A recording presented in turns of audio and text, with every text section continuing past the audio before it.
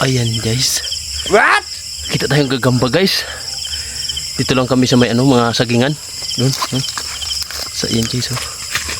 Naghuli siya ng mga insekto. Kaso ay sorry muna ngayon. Ayan guys. May lumapit sa kanya. Papakawalan natin to pag pag matalo siya ay pakawalan din natin. What? So ayan guys minsan lang to yung maghanap kami ng gagamba. Ayan guys, ang laki ng dumapo.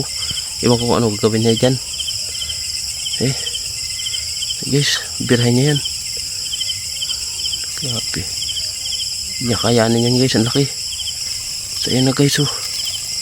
Yan, grabe. Lakas niya makapag-away. Grabe guys. So ayan guys. Wala siyang takot. Kahit anong laki. Guys.